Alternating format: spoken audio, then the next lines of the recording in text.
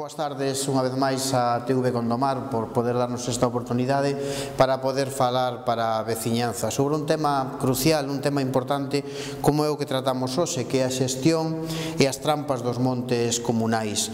Deberíamos pensar, empezar por decir que os usuarios das vías públicas, tanto ciclistas como motoristas ou incluso conductores de quads, cada vez, debido á súa peligrosidade, a falla de carriles bici ou incluso zoas habilitadas para este tipo de vehículos, tiran máis a facer uso dos montes comunais, das pistas forestais, etc., etc., o cual implica que moitas veces hai un enfrentamento entre o bien xurídico protegido. Por un lado, o propio usuario das vías, ciclistas, conductores, etc., e por outro lado o medio ambiente ou a protección dos montes ou as propias comunidades de montes que son quen xestionan estes terrenos.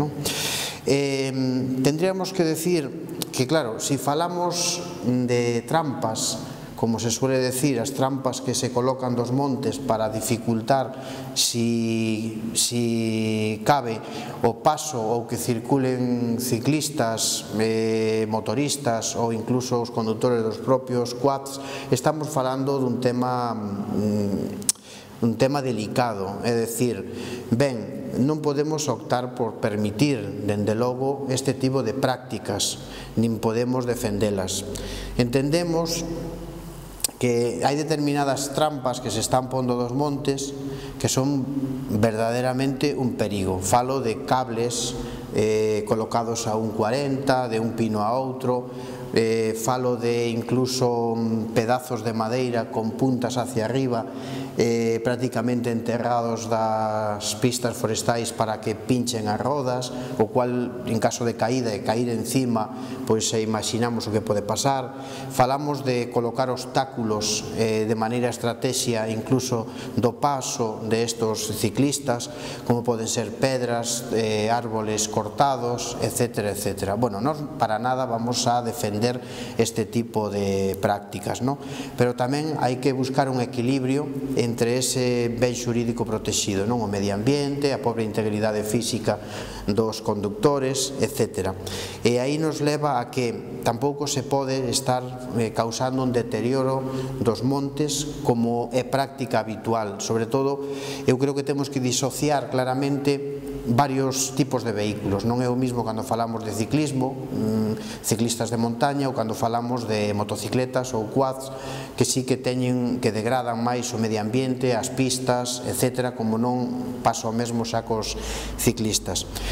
Para todo isto, sí que hai unha regulación e a norma xa regula este tipo de prácticas. Non pensemos, a propia Lei de Seguridade Vial, os condutores de motocicletas e quads, por ser vías abertas a un grupo indeterminado de persoas, os que poidan facer uso desas pistas e desos espazos abertos, implica a obrigatoriedade de ter que levar o casco de protección, de ter un seguro de responsabilidade civil, de ter licencia ou permiso de condución, etc., etc. Hai leyes que protegen tamén o medio ambiente, os montes, a fauna, a flora, e que castigan este tipo de conductas. Eso por un lado, sin a necesidade de chegar moitas veces a ter que colocar estas trampas que non teñen razón de ser. A situación é complicada. Tendríamos que buscar o equilibrio. Por un lado, os que xestionan os montes comunales, a mellor facer vías alternativas ou adecuadas para o paso á práctica, tanto de senderismo como para o uso deste tipo de vehículos. Deberían señalizar debidamente estes viais, estes espacios a utilizar e prohibir outros mediante señalizacións claras e ademais ben visibles, como se fai moitas veces cos cotos de caza, etc., etc.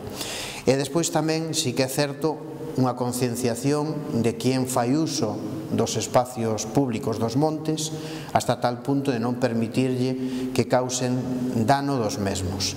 E aí, isto é o equilibrio.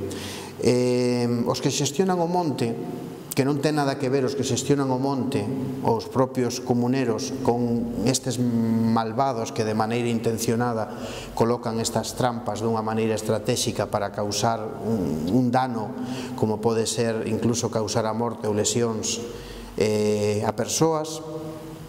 Dende logo, sí que de facelo teñen que ser conscientes de que cometerían un delito de resultado. Me explico. Si ca colocación destas trampas ou destos obstáculos calquer usuario tuvera un accidente, pois bueno, quien as coloque ou quien quede probado que as coloque cometería un delito de resultado, e ese delito sería ou ben un delito de lesións ou incluso falaríamos dun homicidio en caso de morte, un homicidio doloso, non imprudente, sino doloso. Que quere dicir isto? Que quien intencionadamente coloque un cable de un pino a outro a unha altura estratégica para quien pase por aí, pois de alguna maneira quede degollado ou sufra un dano, pois se respondería dun delito de lesións, dun delito de danos ou incluso dun delito de homicidio doloso. Entendemos o dolo como esa intencionalidad de, desde un punto de vista, se é consciente de colocar eso para causar un fin e ao mesmo tempo de querer facer elevar a cabo ese fin, o que falamos de o dolo directo ou dolo indirecto, e entonces responderíamos por eso. Eso sí que deberíamos ter en cuenta, porque estamos ante unha situación complicada, complexa, tanto para o que leve a cabo esas prácticas como incluso para a propia comunidade de montes.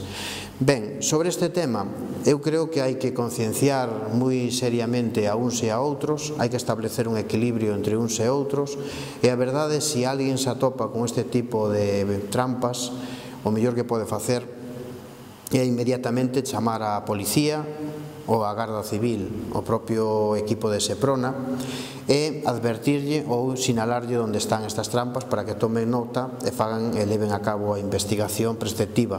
E tamén de producirse calquer accidente como consecuencia das mesmas, igual, requerir o auxilio policial e levar a cabo todo tipo de investigación necesaria para buscar os autores das mesmas. E ao mesmo tempo, os que xestionan o monte e os propios comuneros, de igual maneira, velar por o mantenimiento destos espazos, incluso requerindo tamén o mesmo auxilio policial, pois para que leven a cabo controles de documentación, controles de degradación ao medio ambiente, etcétera, etcétera. E isto creo que é o que toca falar sobre este tema, porque é un tema tremendamente dedicado que debemos estar moi concienciados delos e debemos manter un equilibrio entre unha cousa e outra. Nada máis, moitas gracias a Gondomar TV por este espacio, por estes minutos, e gracias a todos por a vosa atención.